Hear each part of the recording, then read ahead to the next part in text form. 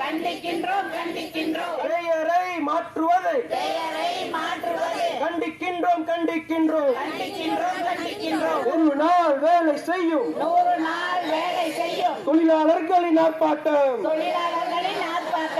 கிராமப்புற மக்களை வாழ வைக்கின்ற திட்டம் 100 நாள் வேலை திட்டம் எப்பவுமே மகாத்மா காந்தி ஊரக வேலை திட்டம் மட்டும் தான் இருக்கணும். அந்த பேரை மாற்றுறதுக்கு எங்களுக்கு விருப்பம் இல்லை. அதே மாதிரி தொடர்ந்து எங்களுக்கு வேலையை கொடுக்கணும். வேலையை நாங்கள் போராடி நாங்கள் இந்த வேலை வாங்கதான் இருக்குது. இந்த 100 நாள் வேலை எங்களுக்கு கண்டிப்பாக வேணும். ஏழை மக்கள் நாங்கள் ஏழை மொண்டி முடவன் நாங்கள் நிறைய குடும்பம் நம்ம சிரமத்துக்கு ஆளாகி இருக்கிறாங்க. நாங்கள் ஒரு சுகர் பிரஷர் இருக்குது, ஒரு வேலை வாய்க்கு போக முடியாது, நிறைய பேர் இருக்கிறாங்க. அவங்களுக்கு பஞ்சாயத்தில் எங்களுக்கு இந்த வேலை எங்களுக்கு கண்டிப்பாக கொடுத்தே ஆகணும் மோடி. வணக்கம், இது கேள்விக்களம். ஒன்றிய அரசு குளிர்கால கூட்டத்தொடரில் முக்கியமான மசோதாக்களை தாக்கல் செஞ்சுருக்காங்க. அதில் ஒரு முக்கியமான மசோதா மகாத்மா காந்தி ஊரக வேலைவாய்ப்பு திட்டம், அதாவது மக்களுக்கு புரியுற மாதிரி சொல்லணும்னா 100 நாள் வேலை திட்டத்தை பெயர் மாற்றம் செய்வது. அதே போல் அதில் பல்வேறு திருத்தங்களை அதை மீண்டும் திரும்ப பெற்று புதிதாக அதே போல் ஒரு திட்டத்தை கொண்டு வருவதற்காக ஒரு மசோதாவை பாராளுமன்றத்தில் தாக்கல் செய்திருக்கிறார்கள் மக்களவையில். அது அங்கே இருக்கக்கூடிய உறுப்பினர்களுக்கு சர்க்குலேட் பண்ணப்பட்டிருக்கு. அதனுடைய முக்கியமான அம்சங்கள் ஒன்றிய அரசே தீர்மானிக்கும் எவ்வளவு தொகையை விநியோகிக்க வேண்டும் என்று, அதன் அடிப்படையில் அதாவது சட்ட உரிமை வேலை கொடுக்க வேண்டும் என்பது 100 நாள் வருடத்திற்கு என்று இருந்ததை தாண்டி இப்பொழுது கொடுக்கப்பட்டிருக்கிற அளவு நிதியை மட்டும்தான் பயன்படுத்த முடியும் என்று ஒன்று, இரண்டாவதாக எந்தெந்த பகுதிகளில் அமல்படுத்தப்பட வேண்டும் என்று ஒன்று, அதேபோல் 100% ஒன்றிய அரசே அந்த மக்களுக்கு அந்த பணி செய்யக்கூடியவர்களுக்கு அவர்களுக்கு ஊதியம் வழங்கி கொண்டிருந்தது. இப்பொழுது 60-40 என்று ஒன்றிய அரசு 60, மாநில அரசு 40% என்று அதை பிரித்திருக்கிறது. நிதிச்சுமையை மாநிலங்களுக்கு கூடுதலாக கொடுத்திருக்கிறது. இப்படி பல்வேறு மாற்றங்களை சீர்திருத்தம் என்ற பெயரில் அந்த மகாத்மா காந்தி ஊரக வேலைவாய்ப்பு திட்டம் அந்த சட்டத்தையே பின்வாங்கிவிட்டு புதிதாக ஒரு சட்டத்தை கொண்டு வருவதற்காக விக்ஷித் பாரத் ஜி ராம்ஜி என்று அந்த மசோதாவிற்கு பெயரிடப்பட்டு அது உறுப்பினர்களுக்கு சர்க்குலேட் செய்யப்பட்டிருக்கு. அதைத்தான் நம்ம இன்று விவாதிக்க இருக்கிறோம். இது பெரிய அளவிற்கு சர்ச்சைகளை கிளப்பி எதிர்க்கட்சிகள் கடும் எதிர்ப்பை தெரிவித்திருக்கிறார்கள். மக்கள் மத்தியிலும் இது ஒரு பெரிய விமர்சனமாக எழுந்திருக்கிறது. நம்மோடு இதை பற்றி விவாதிக்க இணைகிறார்கள் சிபிஎம் மாநில செயலாளர் பே சண்முகம் அவர்கள், காங்கிரஸிலிருந்து பீட்டர் அல்ஃபோன்ஸ், திமுகவிலிருந்து சூர்யா கிருஷ்ணமூர்த்தி, மார்க்சிஸ்ட் கம்யூனிஸ்ட் கட்சியிலிருந்து சாமுவேல் ராஜ், பாஜகவிலிருந்து ஸ்ரீகாந்த் கருணேஷ் மற்றும் அரசியல் விமர்சகர் எம் குமார். அனைவருக்கும் வணக்கம். நான் முதலில் மார்க்சிஸ்ட் கம்யூனிஸ்ட் கட்சியினுடைய மாநில செயலாளர் திரு சண்முகம் அவற்றிலிருந்து தொடங்கணும்னு நினைக்கிறேன். சார், இந்த சர்ச்சைக்குரிய மசோதா தாக்கல் செய்யப்பட்டிருக்கு. இது குறித்து உங்களுடைய கருத்து என்ன சார்? ஒன்றிய பிஜேபி அரசாங்கத்தினுடைய அமைச்சரவை கூடி 2-3 நாட்களுக்கு முன்பாக மகாத்மா காந்தி தேசிய ஊரக வேலை உறுதி சட்டம் என்கிற அந்த திட்டத்தை மாற்றுவது என்கிற முடிவெடுத்து அறிவித்தது என்பது நாடு முழுவதும் உள்ள கோடிக்கணக்கான விவசாய தொழிலாளிகள் மத்தியில் ஒரு மிகப்பெரிய அதிர்ச்சியை ஏற்படுத்தியிருக்கிறது. ஏற்கனவே 2005ஆம் ஆண்டு ஐக்கிய முற்போக்கு கூட்டணி 1 அரசாங்கம் ஆட்சியில் இருந்த காலத்தில் மார்க்சிஸ்ட் கம்யூனிஸ்ட் கட்சி, இடதுசாரிகள், திராவிட முன்னேற்ற கழகம் உட்பட எல்லோரும் சேர்ந்து இந்த திட்டத்தை விவசாய தொழிலாளர்களுக்கு, கிராமப்புற ஏழைகளுக்கு ஒரு வேலை உத்தரவாத சட்டத்தை நிறைவேற்ற வேண்டும், வறுமையை போக்குகிற மிகச்சிறந்த திட்டமாக அது இருக்கும், கிராமப்புற மக்களுக்கு வேலை வழங்குவதற்கான அரசனுடைய திட்டம் என்கிற முறையில் இந்த திட்டத்தை கொண்டு வர வேண்டும் என்று வற்புறுத்தியதனுடைய விளைவாகத்தான் அந்த மிகச்சிறந்த 100 நாள் வேலை திட்டம் என்பது நடைமுறைக்கு வந்தது. ஆனால் பிஜேபி 2014ஆம் ஆண்டு ஆட்சிக்கு வந்த காலத்திலிருந்தே இந்த திட்டத்தை சீர்குலைப்பதற்கு திட்டமிட்டு அவர்கள் செயல்பட்டார்கள். நிதியை குறைப்பது, பயனாளிகளுடைய எண்ணிக்கையை குறைப்பது, வேலை நாட்களை குறைப்பது, அல்லது உரிய நேரத்தில் நிதி தராமல் இருப்பது, சம்பளத்தை தராமல் இருக்கிறது, இந்த மாதிரி என்னென்ன வகையிலெல்லாம் மக்களை பழிவாங்க முடியுமோ அத்தனை நடவடிக்கைகளிலும் கடந்த 10-11 ஆண்டு காலமாக ஒன்றிய பிஜேபி அரசாங்கம் நடந்து கொண்டது. அரசாங்கத்தினுடைய மக்கள் விவசாயிகளுக்கு எதிரான, விவசாய தொழிலாளர்களுக்கு எதிரான, கிராமப்புற ஏழைகளுக்கு எதிரான இந்த அடாவடித்தனத்துக்கு எதிராக பிரம்மாண்டமான போராட்டங்கள் தமிழ்நாடு முழுவதும், இந்திய நாடு முழுவதும் நடைபெற்றிருக்கிறது.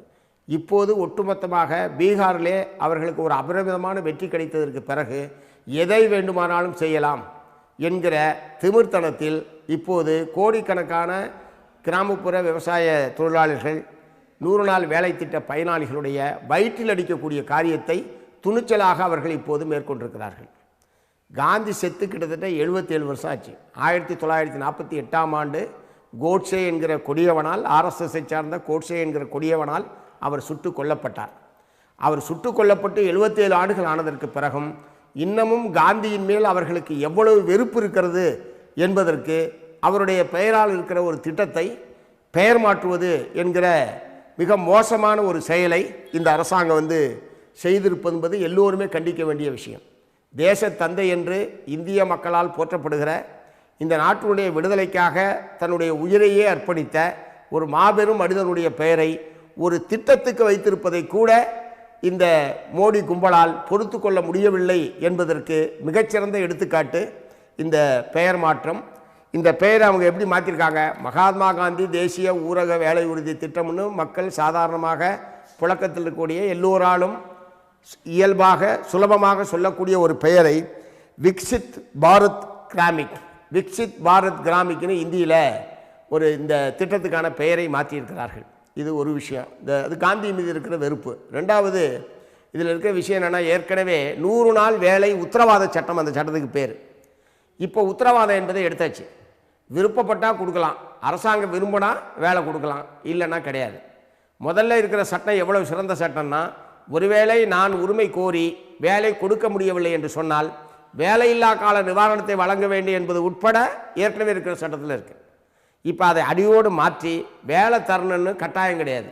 அரசாங்கம் விரும்பினால் தரலாம், இல்லை என்றால் தராமல் இருக்கலாம் என்ற நிலைமைக்கு வந்ததுக்கு பிறகு ஏற்கனவே நான் சொன்னல, நிதி ஒதுக்காமல் மற்றது மூலமாக அந்த திட்டத்தை எப்படி சீர்குலைத்தார்களோ, இது முற்றிலும் சட்டப்படியாகவே இனிமேல் நீங்கள் வேலை கோர முடியாது என்கிற ஒரு நிலைமைக்கு கொண்டு வந்திருக்காங்கன்றது ரெண்டாவது முக்கியமான விஷயம். மூணாவது, 100% மத்திய அரசாங்கத்துடைய நிதி ஒதுக்கீடு அமுல்படுத்துகிற இடத்தில் மாநில அரசாங்கங்கள் என்பது இருந்தது. இப்போது இவங்க கொண்டு வந்திருக்கிற திருத்தம் என்னென்னா, 60% மத்திய அரசாங்கத்துடைய நிதி, 40% மாநிலங்கள் நிதி ஒதுக்கீடு செய்ய வேண்டும். ஏற்கனவே மாநில அரசாங்கங்கள் கடுமையான நிதி நெருக்கடியில் இருக்காங்க. மாநிலங்களுக்கு தர வேண்டிய நிதியை தராமல் பாரபட்சமாக நடந்துகிறது, நிதி ஒதுக்கீடே செய்யாமல் இருப்பது, தமிழ்நாடு போன்ற மாநிலங்களுக்கு வழங்க வேண்டிய நிதியை வழங்காமல் இருப்பது போன்ற பலவிதமான நெருக்கடிகளை மத்திய அரசாங்கம் ஏற்கனவே கொடுத்துக்கிட்டு இருக்கு. இதில் மேலும் மாநில அரசாங்கங்களுக்கு நிதிச்சுமையை ஏற்படுத்தக்கூடிய வகையில் 40% நீங்கள் ஏற்றுக்கணும் அப்படின்னு சொல்லியிருக்கிறது என்பது வன்மையான கண்டனத்துக்குரியது. இது மாநிலங்கள் பழியை போடுறதுக்கு தான் பயன்படும். நீங்கள் மாநில அரசாங்கம் நிதி ஒதுக்கல, அதனால தான் உங்களுக்கு வேலை கிடைக்கலன்னு சொல்லி, அதாவது சட்டப்படி தப்பு பண்ணுறது பூரா அவங்க, சட்டத்தை மாற்றுறது ஒன்றிய பிஜேபி அரசாங்கம். பழிபாவம் யார் மேலே வரப்போகுதுன்னா மாநில அரசாங்கத்தின் மேலே தான் வரப்போகுது. ஆகவே ரொம்ப தந்திரமாக மக்களை மாநில அரசுகளுக்கு எதிராக திருப்பி விடுகிற ஒரு மோசமான போக்கு என்பது இதுக்குள்ளே இருக்கிறது என்பது மூணாவது ஒரு முக்கியமான விஷயம். நாலாவதாக, பாராளுமன்றத்தில் இதை விவாதித்தால் நிச்சயமாக அவர்கள் அமலப்பட்டு போவார்கள். இந்த சட்டம் பாராளுமன்றத்தில் நிறைவேற்றப்பட்ட சட்டம். அதனால தான் சட்டமாக நிறைவேற்ற வேண்டும் என்று அன்றைக்கு 2005ஆம் ஆண்டு எங்களை போன்றவர்கள்லாம் மார்க்சிஸ்ட் கம்யூனிஸ்ட் கட்சி உட்பட கோரிக்கை எழுப்பியது. இப்போது அதே பாராளுமன்றத்தில் அவர்களுக்கு இருக்கிற மெஜாரிட்டியை பயன்படுத்தி கொண்டு அந்த நல்ல சட்டத்தை திருத்தி நாசமாக்குவது என்கிற முறையில் அவங்களுடைய அணுகுமுறை என்பது இருக்கிறது. ஆகவே ஒன்றிய பிஜேபி அரசாங்கத்தினுடைய கிராமப்புற ஏழைகளுக்காக அரசாங்கத்தின் சார்பில் இருந்த ஒரே ஒரு வேலைவாய்ப்பு திட்டம் இந்த வேலைவாய்ப்பு திட்டம். அதையும் காலி செய்வதற்குத்தான் அவர்கள் திட்டமிட்டு இத்தகைய ஒரு முயற்சியில் ஈடுபட்டிருக்கிறார்கள். ஆகவே ஒன்றிய பிஜேபி அரசுடைய ஏழைகளுக்கு எதிரான பல நடவடிக்கைகளில் ஒன்றாக இதை பார்க்க முடியாது.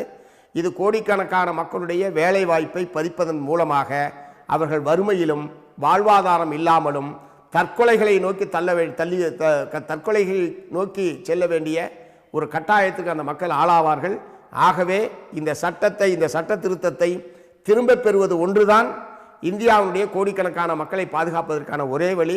அந்த வகையில் ஒரு வலிமைக்கு எதிர்ப்பு போராட்டத்தை நடத்துவதன் மூலமாக எப்படி வேளாண் விரோத சட்டங்களை எதிர்த்து விவசாயிகள் போராடி சட்டத்தை திரும்ப பெற வைத்தார்களோ, அதை போல விவசாய தொழிலாளர்களுக்கு விரோதமான இந்த சட்டத்தை எதிர்த்து நாடுதே அளவில் வலுமிக்க போராட்டத்தை நடத்துவதன் மூலமாக இந்த சட்டத்தை திரும்ப பெற செய்வது ஒன்றுதான் இப்போது இருக்க ஒரே வழி. அதற்கான முறையில் நாடு தழுவிய போராட்டத்தை கட்டமைப்பதற்கான முயற்சிகளை மேற்கொள்ளும் என்பதை தெரிவித்துக் கொள்கிறேன். நன்றி திரு சண்முகம். திரு பீட்டர், அதாவது ஒன்று பெயர் மாற்றம், இன்னொன்று அதிகார குவியல். மொத்த அதிகாரத்தை ஒன்றிய அரசே எடுத்துக்கும். ஆனால் நிதி பகிர்வை மட்டும் மாநில அரசு 40% கொடுக்கணும். பல்வேறு விஷயங்கள் எங்கே பணி செய்யணும், அதே போல் எவ்வளவு நிதி ஒதுக்கப்படுதோ அதற்கேற்றவாறு மட்டுமே பணி செய்ய முடியும். மீறி செஞ்சால் மாநில அரசுகள் அவர்கள் தான் அந்த காசை கொடுத்துக்கணும்னு பல்வேறு திருத்தங்களை கொண்டு வந்திருக்காங்க. இது ஒரு பெரிய ஒரு சீர்திருத்தம் அல்ல, இது ஒரு நாசகார வேலை என்று சண்முகம் சொல்கிறார். பல எதிர்ப்பு, காங்கிரஸ் உங்கள் கட்சி உட்பட கடுமையான எதிர்ப்பு வந்திருக்கு. உங்களுடைய பார்வை என்ன இதில்? அதாவது கார்த்திகேயன், மோடிக்கு 3 விஷயங்கள் பிடிக்காது பாருங்க. அது என்ன அப்படின்னு கேட்டிங்கன்னா, அவருக்கு மகாத்மா காந்தின்னா பிடிக்காது. மகாத்மா காந்தியினுடைய வழியொட்டி நடந்த ஜவஹர்லால் நேரு, இதை போன்ற காந்திய பாதையில் நடந்த யாரையுமே அவருக்கு பிடிக்காது. காந்திய சிந்தனைகளும் பிடிக்காது. அதுக்கு பிறகு என்னன்னு கேட்டிங்கன்னா, ஏழைகளையும் அவருக்கு பிடிக்காது. ஏழைகள் அவர் நீங்கள் கடந்த ஒரு 2-3 மாதத்துக்குள்ள நீங்கள் தொடர்ச்சியாக நடந்ததை பார்த்தீங்கன்னா, அவங்கள்ட்ட இருக்கிற ஓட்டு உரிமையை பறிக்கிறது, அவங்களுக்கு இருக்கிற தொழிற்சங்க உரிமைகளை பறிக்கிறது, அவங்களுக்கு கல்வி உரிமைக்கு பணம் கொடுக்காம இருக்கிறது, ஏழைகளுக்கான கல்வி உரிமைக்கு இன்றைக்கு அந்த வேலை வாய்ப்பையும் அவங்கள்ட்ட இருந்து பறிக்கிறது. அதாவது ஏழைகளை அவருக்கு ஒட்டு மொத்தமாக பிடிக்காது, மகாத்மா காந்தியை பிடிக்காது. 3வது முக்கியமாக மாநிலங்களுடைய தன்னாட்சியும் பிடிக்காது அவருக்கு. அதாவது இந்த ஃபெடரல் செட்டப் இருக்குது பார்த்தீங்களா, அரசியல் சாசன சட்டத்தில், அந்த ஃபெடரல் செட்டப் பிடிக்காது அவருக்கு. யூனிட்டரி கவர்மெண்ட், அவர் பிரைம் மினிஸ்டர், அவர் தான் நாட்டை முழுதும் ஆழ்வார். மற்றவங்க எல்லாரும் பஞ்சாயத்து போர்டு பிரசிடெண்ட்டாக இருக்கலாம், முனிசிபல் சேர்மனாக இருக்கலாம், ஒரு மாநிலம் தழுவிய உரிமைகள், இதெல்லாம் அவருக்கு பிடிக்காது. இந்த 3னுடைய வெளிப்பாடு தான் இந்த சட்டம். ஆகவே இந்த சட்டம் இன்னைக்கு வந்தாலும் கூட, இது என்னைக்கு அவர் சொன்னார்னு கேட்டிங்கன்னா, அவர் மோடி பிரதமராக பதவியேற்ற முதல் உரையிலே அவர் சொன்னார், மகாத்மா காந்தி தேசிய ஊரக வேலைவாய்ப்பு திட்டம் is a monumental failure of the UPA கவர்மெண்ட்னு சொன்னார். ஐக்கிய முற்போக்கு கூட்டணி அரசினுடைய மிகப்பெரிய தோல்வி மகாத்மா காந்தி தேசிய ஊரக வேலைவாய்ப்பு திட்டம்னு பேசினவர் தான் நம்முடைய பிரதமர் மோடி அவர்கள். ஆகவே இந்த திட்டத்தை இன்னைக்கு அவர் சொல்லலை, அவர் என்னைக்கு பிரதமராக பதவியேற்றாரோ அன்னைக்கே இந்த திட்டத்தை க்ளோஸ் பண்ணணும்னு முடிவு பண்ணிட்டார். அதனுடைய அதான் இடையில்பட்ட காலத்தில் ஏழை எளிய மக்களுக்கு ஒரு பெரிய ப்ரொடெக்ஷன் ஷீல்டு, பாதுகாப்பு கேடயமாக இருந்தது இந்த ஒரு ஸ்கீம் மட்டும்தான். ஏன்னா கோவிட் சமயத்தில் மிகப்பெரிய வேலையின்மை வந்தபோது நாடு முழுவதும் இருக்கின்ற கோடிக்கணக்கான ஏழை மக்களுக்கு ஒரு நேரமாவது வயிறார சாப்பிடுவதற்கு ஒரு திட்டம் உண்டு என்று சொன்னால் அது மகாத்மா காந்தி தேசிய ஊரக வேலைவாய்ப்பு திட்டம் தான். அந்த திட்டத்தில் இன்னைக்கு என்ன பண்ணியிருக்காங்கன்னு கேட்டிங்கன்னா, நான் சொன்னேன், அதாவது அவங்க சொல்லக்கூடிய மிகப்பெரிய காரணம் என்னன்னு கேட்டிங்கன்னா, இதில் நிறையா பில்ஃபரேஜ் இருக்குது, ஊழல் இருக்குது, இதில் பணம் வேஸ்ட்டாக போகுது, நம்ம டார்கெட் படி நடக்கலை. நான் இந்த கடந்த மோடி அவர்கள் பதவியேற்ற பிறகு பெரும் கார்ப்பரேட்டில் ஒரு 35-40 கார்ப்பரேட் கம்பெனிகளுக்கு தள்ளுபடி செய்த கடன் மட்டும் 16,35,000 கோடி ரூபாய். 16,16,35,000 crores. நான் I got year wise split up, ஒவ்வொரு வருஷமும் 2014, 15, 16, 17 நான் வச்சிருக்கிறேன். அவங்க யாராவது நம்ம கார்னேஷ் மாதிரி தம்பி, கார்னேஷ் மாதிரி ஆட்கள் கேட்டாங்கன்னா அதை கொடுக்க தயாராக இருக்கேன். ஏன்னா இந்த ஸ்கீம் மொத்தமே 90,000 கோடி தான். 90,000 கோடி எத்தனை கோடிக்கணக்கான ஏழை மக்களுக்கு போய் சேர்ந்ததுன்னா, இதை நான் சிதம்பரம் அவர்கள் இந்த ஸ்கீமை பற்றி பேசுகின்ற போது ஒரு விவாதத்தில் கலந்துக்கிற போது சொன்னார், இது வேலை not extracting work from the poor, இது it has to give them a guarantee that the government is there to give them employment whenever they need an employment. இது அரசாங்கம் ஏழைகள்ட்ட இருந்து ஒர்க்கை ஸ்குவீஸ் பண்ணி பிழிந்து வாங்குவதற்காக அல்ல, அவர்களுக்கு எப்போமாவது வேலை தேவைப்பட்டால் அந்த வேலையை கொடுப்பதற்கு அரசாங்கம் இருக்குது. எவ்வளவு கொடியவர்னு பாருங்க. திரு பீட்டர், அதுல ஒன்றிய அரசு சொல்லக்கூடிய ஒரு முக்கியமான விஷயம் என்னன்னா, 2 விஷயங்கள் சொல்றாங்க. ஒன்று, நீங்கள் 100 நாள் தான் சொன்னீங்க, நாங்க அது 125 நாளாக உயர்த்துகிறோம் அப்படின்ற ஒரு விஷயம். இன்னொன்று, நீங்களே சொன்னது போல அதுல நிறைய முறைகேடுகள் இருக்கு. தவறாக பணியே செய்யாமல் இல்ல வழி இடையில இருக்கக்கூடியவர்கள் பல பேர் அதுல பணம் கையாடல் செய்கிறார்கள். அதெல்லாம் முறைப்படுத்துவதற்கு தான் நாங்க இப்படி செய்யறோம். அதன் காரணமாகத்தான் ஆதார உள்ள கொண்டு வந்தோம், 4.57 கோடி அட்டைகளை நீக்கியது அதற்காகத்தான் அப்படின்லாம் காரணம் சொன்னாங்க இல்லையா? அதாவது கார்த்திகேயன், இடைத்தரகர்கள் யார் தெரியுமா? கேரளாவில் வந்து ஒரு ரோடு 1450 கோடி ரூபா பட்ஜெட்டரி எஸ்டிமேட். எவ்வளவு? 1450 crores. அந்த ஒர்க் யாருக்கு கொடுக்கப்பட்டதுன்னா அதானிக்கு கொடுக்கப்பட்டது. அதானி அந்த ஒர்க்கை வாங்கி 3 நாள் கழித்து இன்னொரு கம்பெனிக்கு அதை வந்து சப்கான்ட்ராக்டா 900 கோடிக்கு வித்துட்டார். நீங்க எது வந்து எங்க ஊழல் இருக்கிறது? ஒரு 10 ஏழைகள் வந்து ஒரு பெரிய மேசிவ் ஸ்கீம் இந்தியா முழுவதும், தமிழ்நாட்டில் மட்டும் ஏறக்குறைய 88 லட்சம் பேர் தமிழ்நாட்டில் மட்டும். அப்ப இந்தியா முழுவதும் இத்தனை கோடி பேர் வேலை பார்க்கின்ற போது அதுல எங்கேயாவது ஒரு இடத்துல சின்ன தவறு நடந்து விட்டது என்று சொன்னால் அதற்காக வந்து அந்த திட்டத்தையே வந்து க்ளோஸ் பண்ணிடுறதா? அது வந்து எத்தனை ஏழைகளுக்கு வந்து அது உதவி செய்யறது. அத வந்து ரிஃபார்ம் தான் பண்றேன்னு சொல்றாங்க. அதை இன்னும் மேம்படுத்துறது ரிஃபார்ம். நான் என்ன கேட்கிறேன், ரிஃபார்ம்ங்கிறது என்ன? அதாவது மனித மாமிதம் சாப்பிடுறத ஃபோர்க்கும் கரண்டியும் வச்சு சாப்பிட்டா அது ரிஃபார்மா? Cannibalism, can it be made modern by taking the food with the fork and spoon? நரமாமிசத்தை வந்து கரண்டியையும் குத்துக்கரண்டியும் வைத்து கத்தியும் வைத்து வெட்டி சாப்பிட்டா அது ப்ராக்ரஸ் ஆயிடுமா? 125 நாட்கள் 125 நாட்கள் எங்க? ரெண்டுக்கு எங்க வித்தியாசம் பாருங்க. 100 நாள் என்பது யாரெல்லாம் வேலை பார்க்க வேண்டும் என்று கேட்கிறார்களோ அவர்களுக்கெல்லாம் வேலை. அதுதான் 100 நாள் வேலை. ஆனா மோடி சொல்றது அப்படி அல்ல. மோடி என்ன சொல்றாரு? நான் யாருக்கு வேலை கொடுப்பேனோ அவனுக்கு தான் வேலை கொடுப்பேன். நான் எப்பொழுது வேலை கொடுப்பேனோ அங்கே தான் வேலை கொடுப்பேன். நான் எங்கே வேலை கொடுப்பேனோ அங்கே தான் வேலை கொடுப்பேன். இது 3 மோடி தான் முடிவு பண்ணுவார். ஆனா தேசிய ஊரக வேலைவாய்ப்பு திட்டத்தினுடைய மிக அடிப்படையான அம்சம் என்னவென்றால் வேலை செய்வது யார் என்பதை அந்த வேலை பார்ப்பவனே முடிவு செய்வான். அது மட்டும் இல்லாமல் என்ன வேலை வேண்டும் அப்படிங்கிறத யார் முடிவு செய்வான்னா அந்த பஞ்சாயத்தை முடிவு செய்யும். எப்பொழுது வேலை செய்வது என்பதையும் அந்த வேலை பார்க்கவனே முடிவு செய்வான். இப்ப என்ன சொல்றாங்க? ஹார்வெஸ்ட் நடக்கும்போது நாங்க வந்து அதை 2 மாசம் க்ளோஸ் பண்ணிடுவோம். அப்ப நான் கேட்கிறேன், இந்த 2 மாசம் வந்து அவர்கள் வந்து இந்த தொழிலாளர்களுக்கு வந்து இந்த மிராசுதார்கள்ட்ட பட்டாதார்கள்ட்ட மிகப்பெரிய நிலச்சுவாந்தார்கள்ட்ட எங்கள் ஊதியத்தை பற்றி இவ்வளவுதான் நீங்க கொடுக்கணும்னு கேட்க முடியுமா? ஏன்னா because they will be at the mercy of the landlord. நான் கேட்கிறேன், இந்த பிரதமர் இவர் வந்து பாராளுமன்றம் நடக்கும்போது வெளிநாடு போயிடுவாராம். ஆனா ஊர்ல இருக்கிற விவசாய கூலி தொழிலாளி வந்து ஹார்வெஸ்ட் சமயத்தில் இவர் வேலை கொடுக்க மாட்டாராம். என்னங்க இது அரசியல்? இது நீங்க உங்களுக்கே அந்த ஒழுக்கம் இல்லையா?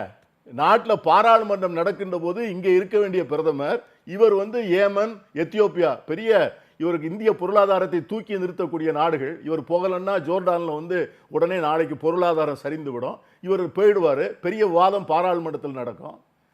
ஆனால் நீங்க வந்து ஒரு விவசாய கூலி தொழிலாளி அவன் நினைத்த இடத்துக்கு அவன் வந்து வேலைக்கு போகக்கூடாது. நான் வந்து அறுவடை சமயத்தில் எனக்கு அந்த வேலை முடியாது. ஒரு பெண் இப்போ நீங்க போட்ட கிளிப்ல சொன்னா எனக்கு வந்து சர்க்கரை வியாதிங்க, எனக்கு வந்து இரத்த அழுத்தம், எனக்கு எல்லா வேலையும் பார்க்க முடியாது, இந்த வேலை தான் பார்க்க முடியும். அவளை போய் 2 மாசம் என்ன பண்ணுவா? அந்த லேடி வந்து என்ன பண்ணுவா சொல்லுங்க? அரசாங்கம் வந்து ஏழை எளிய மக்களை பாதுகாப்பதற்காகத்தான் அரசாங்கமே ஒழிய பெரிய பணக்காரர்களை பாதுகாப்பதற்கான அரசாங்கமாக இருக்க முடியாது. இது வந்து ஏறக்குறைய ஒரு 85 கோடி மக்களுடைய வயிற்றில் அடிக்கிற ஒரு பெரிய முயற்சியை இன்னைக்கு வந்து மோடி அரசாங்கம் வந்து எடுத்திருக்கிறது. ஏழை அழுத கண்ணீர், அதான் நல்லா பேசுவோம், தொடர்ந்து பேசுவோம். அழுத கண்ணீர் அன்றே பெரும், அதான் சொல்றேன். ஓகே திரு ஸ்ரீகாந்த், அதாவது இது கேனிபலைஸ் பண்றதுக்கு சமம். பணக்காரர்களுக்கு மோடி அரசு 16.35 லட்சம் கோடியை வந்து தள்ளுபடி செய்யும் பொழுது 90,000 கோடி இந்த ஏழைகளுக்கு கொடுப்பதில் என்ன சிக்கல்? இது அதிகார குவியலை வந்து மையப்படுத்தி தான் வந்து இந்த திட்டம் கொண்டு வரப்படுது. இன்னொன்று வந்து மகாத்மா காந்தி மீது இருக்கக்கூடிய அவருடைய கொள்கை மீது இருக்கக்கூடிய வெறுப்பு, அதனால்தான் பெயர் மாற்றம், திட்டம் வந்து ரிப்பீல் பண்ணப்படுவது, இதே போல மாற்றி அமைப்பது எல்லாமே இதுதான் காரணம் அப்படின்னு சொல்றாங்க. அனைவருக்கும் வணக்கம். திரு சண்முகம் அவர்களும் திரு பீட்டர் அல்ஃபோன்ஸ் அண்ணா அவர்களும் பேசினதை நான் முழுமையாக கேட்டேன். நீங்களும் எந்த குறுக்கீடும் இல்லாமல் அவங்கள அனுமதிச்சிங்க. என்னுடைய முதல் கருத்தை வாங்கிட்டு நீங்கள் உங்களுடைய குறுக்கீடுகளுக்கான சந்தேகங்களை கேட்டிங்கன்னா நானும் ஒன்றுன்னா பதில் சொல்ல கடமைப்பட்டிருக்கேன். முதல்ல என் கருத்தை பதிவு செய்ய அனுமதிக்கணும்னு கேட்குறேன். முதல் விஷயமாக, இந்த திட்டத்தை பற்றி எல்லாரும் ரொம்ப ஆவேசமாக பேசுகிறாங்க. ஆனால் இந்த திட்டம் நிறுத்தி வைக்கப்படவில்லை. இந்த திட்டம் புதிய பொலிவுடன் சீரமைக்கப்பட்டிருக்கிறது. 10 ஆண்டு காலத்துக்கு முன்னாடி இருந்த திட்டத்தில் ஏகப்பட்ட தடைகளும் ஏகப்பட்ட சிரமங்களும் இருந்தது. ஏழைகளுக்கு உதவி செய்யும் வகையில் அந்த திட்டங்கள் மாற்றி அமைக்கப்பட்டிருக்கிறது. இன்னும் சொல்லப்போனால் நம்ம கம்யூனிஸ்ட் தலைவர் திரு சண்முகம் அவர்கள் வந்து பெருமைப்படணும். 100 நாள் வேலை திட்டம் 125 நாட்களாக அதிகரிக்கப்பட்டிருக்கிறது அப்படின்னு அவர் சந்தோஷப்பட வேண்டியதுக்கு பதிலாக குறைகளை அவங்க வந்து பட்டியலிடுகிறார். அதுவும் வந்து அவங்களுடைய காழ்ப்புணர்ச்சி தெரிகிறது. RSSங்கிறாரு, காந்தி கொலைங்கிறாரு, மோடி கூட்டம்ங்கிறாரு, நாசகார வேலைங்கிறாரு. அதனால தான் இந்த மாதிரியான சிந்தனை. இப்போ இவர் இன்னும் சொல்லப்போனால் நாங்கள் அதனால் இப்போ கம்யூனிஸ்டுக்களை நாங்கள் ஜால்ரா கூட்டம்னு சொல்ல முடியுமா? ஆனால் அவங்க 4 எம்பிக்களாக இன்றைக்கு சுருங்கி இருக்கிறது காரணமே அவங்களுடைய தொலைநோக்கு இந்த மாதிரி ஏழை தொழிலாளர்கள் மத்தியிலேருந்து விலகி போய் முதலாளித்துவத்தோடு அவங்க இணங்கி போனது தான் காரணம். அதே மாதிரி அண்ணா சொன்னாங்க, பீட்டர் அல்ஃபோன்ஸ் அண்ணா சொன்னாங்க, ஏழைகளை பிடிக்காது, மாநிலங்களை பிடிக்காது அப்படின்னாரு. நாங்கள் 20 மாநிலங்களை பிடித்திருக்கிறோம். 20 மாநில மக்களுக்கு மோடி அவர்களை பிடித்திருக்கிறது. அதனால தான் எங்கள் ஆட்சி நடக்குது. காங்கிரஸ் வந்து காணாமல் போயிருக்கிறது. 1-2 மாநிலத்தில் மாநில கட்சியாக சுருங்கி இருக்கிறது. நீங்க மாநிலங்களை பிடித்தது வேற, அரசியல் ரீதியா வெற்றி பிடித்தது வேற. என்னுடைய கருத்தை பதிவு செய்ய மாநில அதிகாரங்களை உங்களுக்கு பிடிக்கல அப்படின்னு இல்ல நான் சொல்றேன்.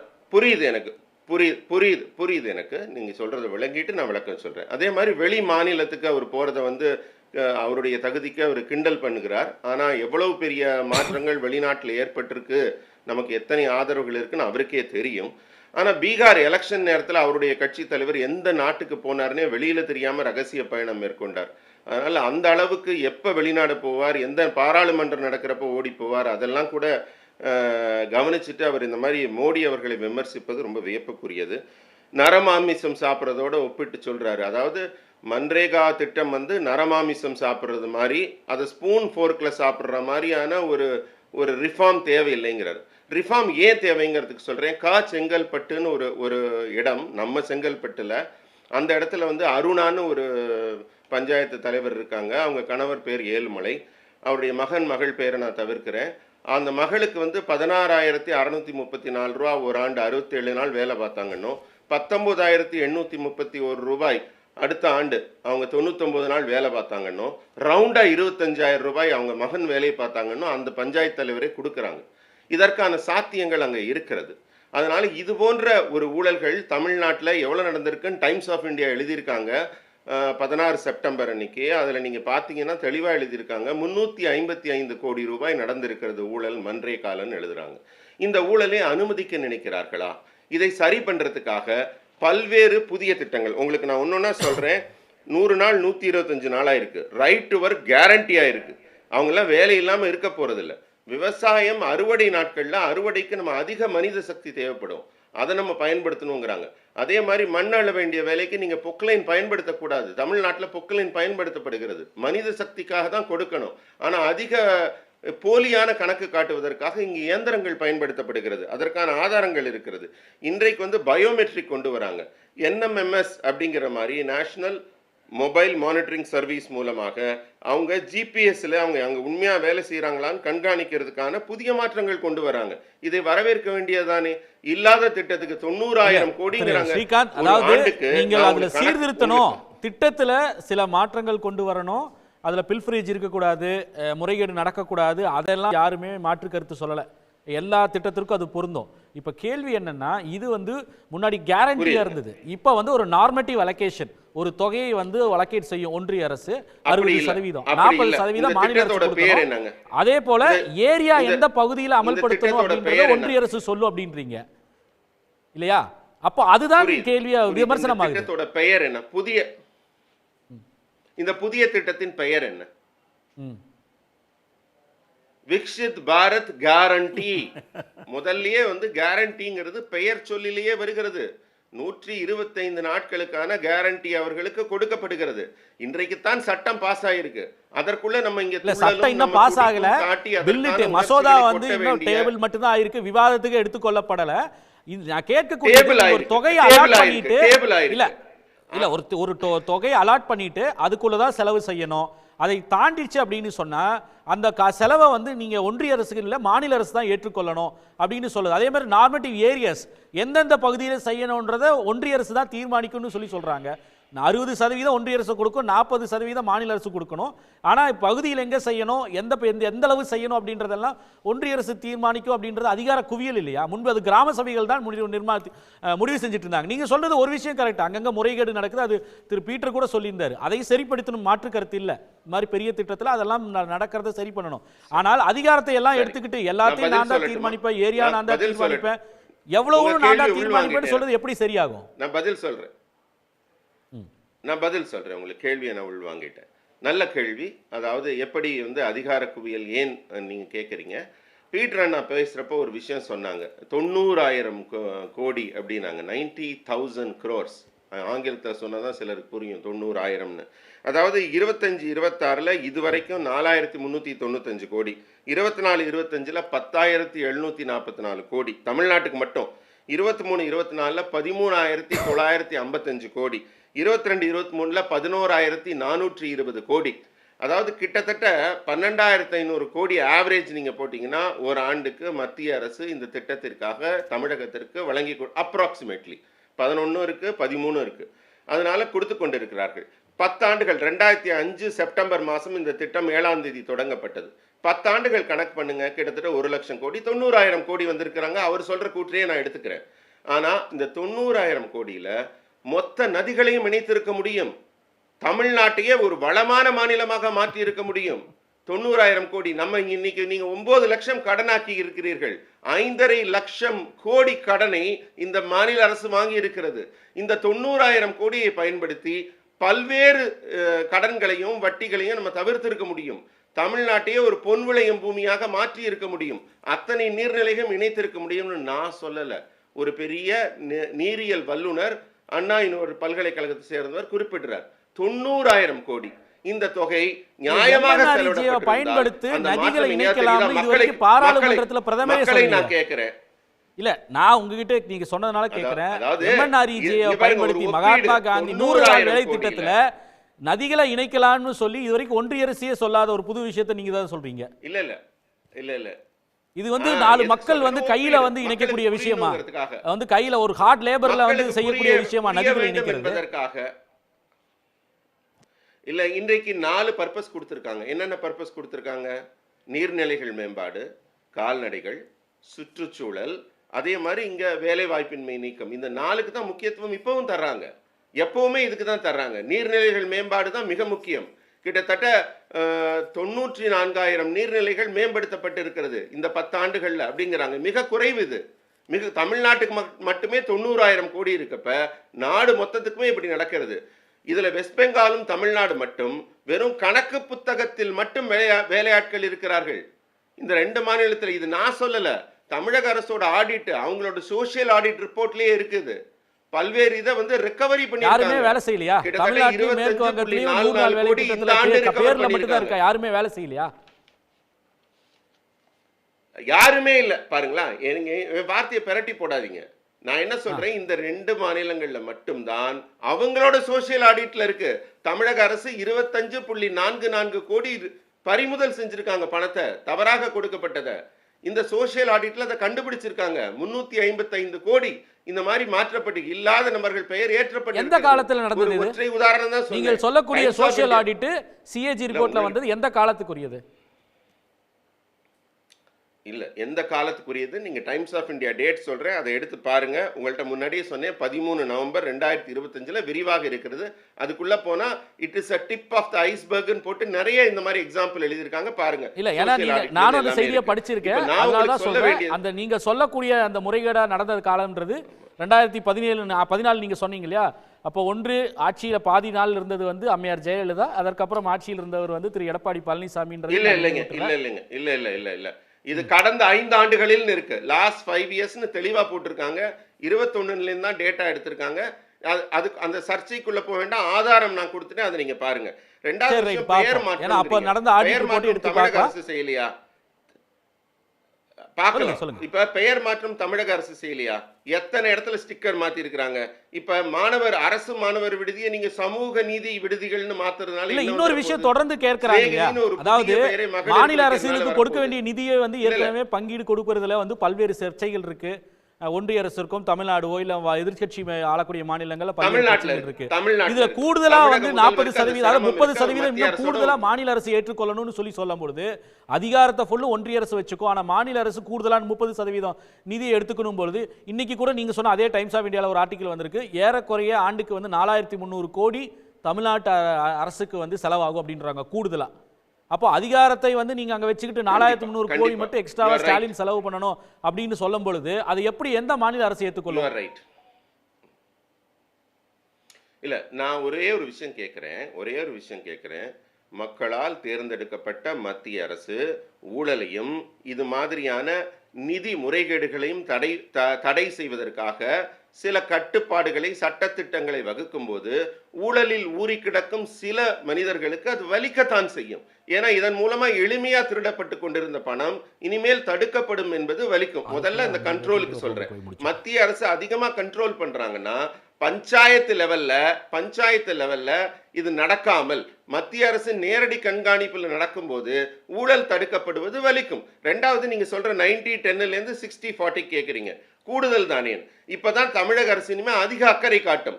எந்த பகுதிக்கு இது உண்மையாக தேவைப்படுகிறது, எந்த மக்களுக்கு இது உண்மையாக பயனளிக்கும் என்பதை அக்கறையோடு இருக்கும். இத்தனை நாள் வந்து மொத்த பணமும் 90% மேல மத்திய அரசு கொடுக்கும் போது ஏதோ தானே இங்க மாநில அரசு கொடுக்கிற மாதிரி மாநில முதல்வர் படத்தை போட்டு தான் நீங்க கொடுத்தீங்க, கையில கேஷா கொடுத்தீங்க. இனிமே கேஷா கொடுக்க முடியாது, டிஜிட்டலா போக போகுது, அவங்க பேங்க் அக்கௌண்ட்டுக்கு பணம் போக போகுது. அது மாதிரி இருக்கும்போது இந்த ஒழுங்குமுறைகள் எல்லாம் மாநில அரசுக்கு வலிக்கும் தான். அது எனக்கு புரியுது. ஏன்னா இத்தனை நாள் இத்தனை இருந்த ஒரு லீக்கேஜஸ், இத்தனை இருந்த இந்த ஓட்டங்கள்லாம் தடைபட அத்தனை ஓட்டைகளும் அடைக்கப்படுங்கிற போது எதிர்ப்புகள் வரத்தான் செய்யும். எங்கேருந்து வரும்? மாநிலங்கள்ல ஊழல் நடைபெற்றதோ, எங்கெங்கெல்லாம் ஊழல் இருக்கோ அவங்க எதிர்ப்பாங்க. எங்கெங்கெல்லாம் நார்மலா இருந்தா அவங்க மடியில் கனம் இருப்பவர்கள். பிஜேபி ஆளக்கூடிய மாநிலங்கள்ல இதே மகாத்மா காந்தி ஊரக வேலைவாய்ப்பு திட்டங்கள்ல பல முறைகேடு நடந்திருக்குன்னு செய்தி வந்திருக்கு. நான் உங்களுக்கு அதை நினைவூட்டுறேன். தொடர்ந்து பேசுவோம். மறுக்கல பேசுவோம். அடிப்படையில் அண்ணன் ஸ்ரீகாந்த் கருணேஷ் பேசும்போது இந்த விஷயத்த சொன்னார். நாங்கள் சீரமைப்பை கொண்டு வரோம், ஆனால் இவர்கள் அச்சப்படுறாங்க, சீரமைப்பை அனுமதிக்க மாட்டாங்க அப்படிங்கிறாங்க. இது சீரமைப்பு கிடையாது, இந்த திட்டத்தை சிதைக்கக்கூடிய வகையில் தான் இந்த மசோதா வந்து சேர்ந்திருக்குன்னு தான் சொல்லணும். ஏன்னா இது வெறும் பெயர் மாற்றம், தமிழ்நாடு அரசு பேர் மாற்றலையா அப்படிங்கிறாரு. தமிழ்நாடு அரசு வந்து சாதி பெயரில் இருக்கக்கூடிய விருதுகளை சமூக நீதி அப்படின்னு மாற்றுவதும் மகாத்மா காந்தி பெயரை மாற்றுவதும் ஒன்று கிடையாது அடிப்படையில். இன்னொன்று, இந்த திட்டம் வந்து வெறும் பெயர் மாற்றத்துக்கான திட்டம் கிடையாது. 5 முக்கியமான விஷயங்களை இதில் ஆல்டர் பண்ணுறாங்க. மகாத்மா காந்தி தேசிய ஊரக வேலை உறுதி திட்டம் 100 நாள் வேலை திட்டத்திலிருந்து முந்தைய ஃபார்ம்லேருந்து இப்போ இவங்க ப்ரப்போஸ் பண்ணியிருக்கிற ஃபார்ம் ஒரு 5 முக்கியமான மாற்றங்களை செய்யுது. முதல் விஷயம் வந்து அந்த நிதி விவகாரம். இதுவரைக்கும் அன்ஸ்கில்டு லேபர்ஸ்க்கு 100% ஒன்றிய அரசினுடைய பங்களிப்பு, மாநில அரசு எதுவும் பங்களிப்பு செலுத்தலை. செமி ஸ்கில்டு லேபர்ஸ்க்கு 75% யூனியன் கவர்மெண்ட், ஸ்டேட் கவர்மெண்ட் 25%, மெட்டீரியலுக்கு 75% யூனியன் கவர்மெண்ட், 25% மாநில அரசு. அன்எம்ப்ளாய்மெண்ட் ஊதியம், உழைப்பாளர்களுக்கு ஊதியம் 100% ஒன்றிய அரசு கொடுக்கும். அதுவே முழுமையா பொருளுக்கும் வந்து 75% கொடுக்கும். அதுவுமே முழுமையா கிடையாது. அன்ஸ்கில்டு லேபர்ஸ் கொண்டு 100% 2 கேட்டகரி வச்சிருக்காங்க, வந்துடுறாங்க. அன்எம்ப்ளாய்மெண்ட் அலவன்ஸை பொறுத்த வரைக்கும் ஒன்றிய அரசு கான்ட்ரிபியூட் பண்ணாது, 100% ஸ்டேட் கவர்மெண்ட் கான்ட்ரிபியூட் பண்ணும். ஸோ ஓவராலா பார்த்தோம்னா 90% ஒன்றிய அரசினுடைய பணம், 10% மாநில அரசினுடைய பணம்னு இருந்துச்சு. இப்போ அவங்க என்ன பண்றாங்க, 40% மாநில அரசு பணம் கொடுக்கணும், 60% தான் நாங்கள் கொடுப்போம் அப்படிங்கிறாங்க. ஆண்டுக்கு 10,000 கோடி தமிழ்நாட்டுக்குன்னு வச்சுக்கோங்க. இது வரைக்கும் அதுல வந்து நம்ம 1000 கோடி செலவு பண்ணிட்டு இருக்கோம். இனி அது 4000 4500 கோடியா மாறும். அப்ப மாநில அரசுக்கு கூடுதலான சுமை. இப்போ வந்து ஏன் நீங்க செலவு பண்ணா என்ன குறை அப்படின்னு கேட்டா, செஸ் நாங்க போடல, ரூரல் டெவலப்மெண்ட்டுக்கான செஸ்ஸை வந்து ஸ்டேட் கவர்மெண்ட் போடல, யூனியன் கவர்மெண்ட் ஸ்டேட் செஸ்ஸை போட்டு மொத்த பணத்தையும் நீங்க வச்சுக்கிறீங்க. டிவிஷன் பூலு கூட கொண்டு வரது கிடையாது, ஸ்டேட்டுக்கு எந்த பணமும் அது கொடுக்கறது கிடையாது, அதுதான் ஸ்கீம்ஸா மாத்தி கொடுக்குறீங்க. அதுலயும் நாங்க கொடுக்க மாட்டோம், ஸ்டேட் கொடு, வரிய பூரா நாங்க வசூல் பண்ணிப்போம், ஆனா நீ செஸ்ஸை பூரா நாங்க வசூல் பண்ணிப்போம், செலவை நீ 40% எடுத்துக்கோ அப்படிங்கிறது வந்து அடிப்படையில் அநீதியான. இரண்டாவது முக்கியமான விஷயம், நான் குறுக்கிடல, அவர் முடிச்சிடல, நீங்க பேசுங்க, நான் அமைதியா கேட்டேன். பேசுங்க. அடுத்தது வேலை வழங்குகிற இடத்தை வந்து இப்ப ரூரல் அப்படின்னா கொடுக்கலாம். தமிழ்நாட்டில் எதெல்லாம் ரூரல் பகுதிகள்னு ஐடென்டிஃபை பண்ணி வச்சிருக்கிறோமோ கெசட் நோட்டிபிகேஷன்ல இருக்கோ அங்கெல்லாம் வேலை கொடுக்கலாம். இனிமே எந்த இடத்தில் வேலை கொடுக்க வேண்டும் என்பதை டெல்லியிலிருந்து தீர்மானிப்பார்கள். உடுமலைப்பேட்டைக்கு பக்கத்துல ஒரு கிராமத்துல வேலை கொடுக்கணுமா வேணாமாங்கிறத டெல்லியில உட்கார்ந்து ஒரு ஐஏஎஸ் ஆஃபீஸர் தீர்மானிப்பார். தஞ்சாவூர் மாவட்டத்தில் அதிராம்பட்டினம் பக்கத்துல ஒரு சின்ன கிராமத்துல வேலை கொடுக்கணுமா கொடுக்க கூடாதாங்கிறத டெல்லியில உட்கார்ந்து கூடிய ஒரு ஐஏஎஸ் ஆஃபீஸர் தீர்மானிப்பார். இது அடிப்படையில் முரணானது. இது மாநில உரிமையை மட்டும் பறிக்கல, அந்த பஞ்சாயத்தினுடைய உரிமையும் சேர்த்தே பறிக்குது, அந்த பஞ்சாயத்தினுடைய மக்களின் உரிமையும் சேர்த்தே பறிக்குது. இது இரண்டாவது மாற்றம். மூணாவது மாற்றம், இதுவரைக்கும் இது டிமாண்ட் பேஸ்டான திட்டம். இப்ப தமிழ்நாட்டில் கூடுதலான வேலை மக்கள் கேட்டாங்கன்னா அரசு வந்து கூடுதலா வேலை கொடுத்துரும், அதுக்கேற்ற மாதிரி நிதி வந்துடும். ஆனால் இனிமே நிதி இவ்வளவுதான், நிதியை ஃபிக்ஸ் பண்ணிடுவோம், அதுக்கேற்ற மாதிரி வேலை நாட்களை குறைச்சிக்கணும் அப்படிங்கிறாங்க. இது வரைக்கும் கால் சைஸ் என்னன்னு பார்த்து ஷூவை செஞ்சோம், இனிமே ஷூ சைஸை ஃபிக்ஸ் பண்ணிட்டு காலை வெட்டிக்கணும் அப்படின்னு இந்த திட்டத்தை மாற்றக்கூடியதாக இருக்கிறது. இதுல இன்னொரு ஆபத்து என்னன்னா, இப்ப தமிழ்நாடு கவர்மெண்ட் எஃபெக்டிவா செயல்பட்டு அதிகமான வேலை நாட்களை உற்பத்தி பண்ணுதுன்னு வச்சுப்போம். நம்ம மக்கள் தொகையில குறைவா இருந்தாலும் நமக்கு கூடுதல் நிதி வரும். உத்தரப்பிரதேசம் இதுல பெர்ஃபார்மே பண்ணல அப்படின்னா அவங்க மக்கள் தொகையில கூடுதலா இருந்தாலும் அவங்களுக்கு குறைவான நிதி போகும். இனிமே ஊபி வேலையே செய்யலனாலும் வேலையே கொடுக்கலனாலும் ஊபிக்கு அதிக நிதி கிடைக்கும், எவ்வளவுதான் வேலை செஞ்சாலும் தமிழ்நாட்டுக்கு நிதி குறைவா கிடைக்கும் அப்படின்னு இந்த ஃபண்டிங் பேட்டர்ன் மாறுது. இது மூணாவது முக்கியமான மாற்றம். நாலாவது மாற்றம் என்னன்னா, இந்த திட்டத்தை ஒரு 2 மாதம் பிளாக் அவுட் பண்ணி வச்சுக்கலாம், நிறுத்தி வச்சுக்கலாம் அப்படிங்கிறாங்க. அது எதுக்கு சொல்றாங்கன்னா, நில உடைமை பண்ணையார்களுக்கு சாதகமானது. அதை எப்படியோ சாதனைன்னு கிளைம் பண்றாங்க. ஏன்னா அவங்க என்ன சொல்றாங்க, விவசாய வேலைகளுக்கு ஆள் கிடைக்கல அப்படிங்கிறாங்க. அந்த கிளைம் தப்பான கிளைம். ஒருவேளை விவசாயத்திற்கு ஆட்கள் கிடைக்காமல் இருந்திருந்தா இந்த திட்டத்துக்கு முன்னாடி எவ்வளவு பாசன விளைநிலங்கள் இருந்துச்சோ அது குறைஞ்சிருக்கும், இந்த திட்டத்துக்கு முன்னாடி எவ்வளவு விளைச்சல் இருந்துச்சோ அது குறைஞ்சிருக்கும். ஆனா இந்த திட்டத்தை விட பல மடங்கு விளைச்சல் அதிகமாயிருக்கு, பல மடங்கு வேளாண் நிலப்பரப்பு அதிகமாயிருக்கு. அப்ப விவசாயத்துக்கு ஆள் இல்லைன்னு இவங்க சொல்றது அடிப்படையில் தவறான வாதம், அது பொய்யான வாதம், போலியான வாதம். அது என்னன்னா, பண்ணையார்களுக்கு ஆதரவான மனநிலை. இப்ப ஒரு விவசாய கூலி சார், நான் போய் ஒரு பண்ணையார்கிட்ட வேலை கேட்கிறேன் அப்படின்னா, எனக்கு மகாத்மா காந்தி 100 நாள் வேலை திட்டத்தில் ஆப்ஷன் இருந்துச்சுன்னா அவர் கொடுக்குற கூலியை நான் அமைதியாக வாங்கிக்கணும். ஒருவேளை இந்த 100 நாள் வேலை திட்டம் இருந்துச்சுன்னா நீங்க ஒன்னு கூலி கொடுங்க, ஒழுங்கா கொடுங்க, என்ன கண்ணியமா நடத்துங்க, இல்லைன்னா நான் 100 நாள் வேலை திட்டத்துக்கு போயிடுவேன் அப்படின்னு எனக்கு ஒரு ஆப்ஷன் கொடுக்குது. ஒரு விவசாய கூலிக்கு ஒரு தேர்வை கொடுக்குது. அப்படிங்கிறப்போ ஒரு நில உடைமையாளர் அவரை கண்ணியத்தோடு நடத்தணும், அந்த கூலியை அவருக்கு உரிய கூலியை கொடுக்கணுங்குது. இந்த பிரஷரை வந்து மகாத்மா காந்தி தேசிய ஊரக வேலை வாய்ப்பு திட்டம் தான் இந்தியா முழுக்க இருக்கக்கூடிய நில உடைமை பண்ணையார்கள் மீது திணித்தது. அதை இவர்களால் பொறுத்து கொள்ள முடியல, அதனால பிளாக் அவுட் பீரியட் அப்படின்னு கொண்டு வரது. 5வது முக்கியமான விஷயம், சார் கூட சொன்னாங்க கருணேசன், இது கேரண்டி நாங்க பேர்லயே வச்சிருக்கோம் பாத்தீங்களான்னு. பேர்ல தான் கேரண்டின்னு வச்சிருக்கீங்க, பேர்ல கேரண்டியை வச்சுட்டு உள்ள கேரண்டியை அப்படியே எடுத்துறது. இதுவரைக்கும் இந்தியாவில் முதல் முறையாக கிராமப்புற ஏழைகளுக்கு right to work, right to எம்ப்ளாய்மெண்ட்டை உறுதி செய்தது இந்த திட்டம் தான். அதுக்கு முன்பு எதுவும் கிடையாது, இதுதான் முதல் முறையா. இப்ப என்ன அர்த்தம்னா, ஒரு கிராமத்துல ஒரு ஏழை இருக்கிறார், அவர் போய் எனக்கு 100 நாள் வேலை திட்டத்தில் வேலை கொடுங்கன்னு கேட்டா 15 நாள்ல அவருக்கு வேலை கொடுக்கணும், within 15 days. கொடுக்கலன்னா அவருக்கு அலவன்ஸ் கொடுக்கணும், அதாவது அன்எம்ப்ளாய்மெண்ட் அலவன்ஸ் கொடுக்கணும். கார்டு வாங்கி 15 நாள்ல கொடுக்கலன்னா இப்ப இனிமே என்ன பண்ணணும் அப்படின்னா, பட்ஜெட்டை நாங்க ஃப்ரேம் பண்ணிப்போம், நீ வேலை கேளு வேலை கேட்காம போ, அந்த உறுதியெல்லாம் உனக்கு கிடையாது. வேலை உரிமையை பறித்து நான் கொடுத்தனா வேலை செய், என்ற நிதி இருந்துச்சுன்னா வேலை செய், நிதி இல்லைன்னா வேலை கிடையாது, நான் வேலை கொடுக்கலன்னா வேலை செய்யாத அப்படின்னு மாற்றக்கூடியதாக இது மாற்றுகிறார்கள். ஒண்ணு. இப்ப இவங்க என்ன சொன்னாங்க, நதிநீர் இணைப்பு பத்தி சார் சொன்னார்.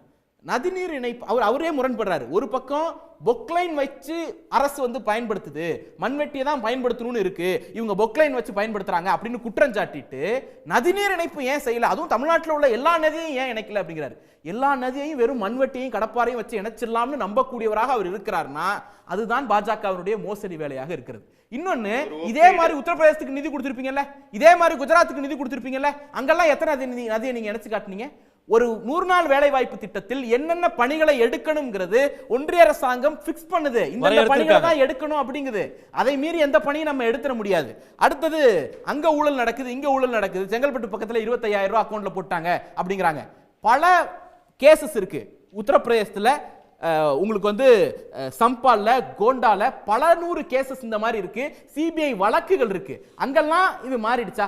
சோ ஒரு பஞ்சாயத்துல நடக்கக்கூடிய ஒரு சின்ன முறைகேட்டுக்காக ஒட்டுமொத்த திட்டத்தையும் நாங்க சிதைப்போம் அப்படிங்கிறது ஏற்றுக்கொள்ள முடியாது. இது ஊழலை நிறுத்தும் அப்படிங்கிறதுக்கு இந்த சட்டத்துல என்ன சரத்து இருக்கு? எதிர அடிப்படையில் நீங்க அந்த கிளைம் எடுக்கிறீங்க?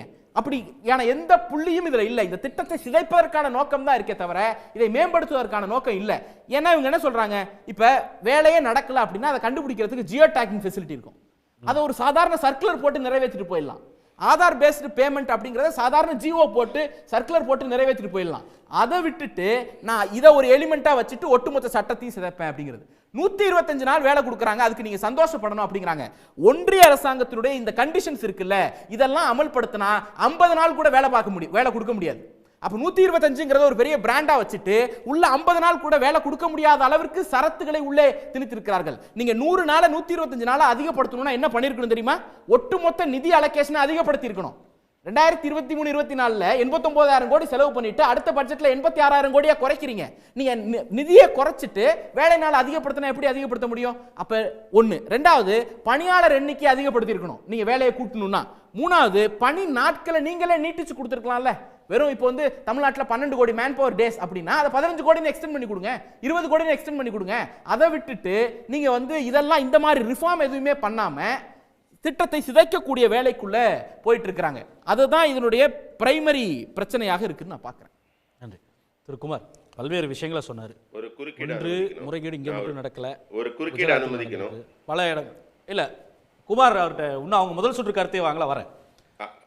குஜராத்தில் அங்கே இருக்கக்கூடிய பஞ்சாயத் ராஜ் அமைச்சருடைய மகன் வந்து 71 கோடி ரூபாய் மகாத்மா காந்தி ஊரக வேலைவாய்ப்பு திட்டத்தில் வந்து முறைகேடு செய்ததுக்காக கைது செய்யப்பட்டிருக்காரு. இப்போ அதே அங்கேயே நடந்துட்டு இருக்கு. 71 கோடி போலியா இதே போல செய்ததற்காக.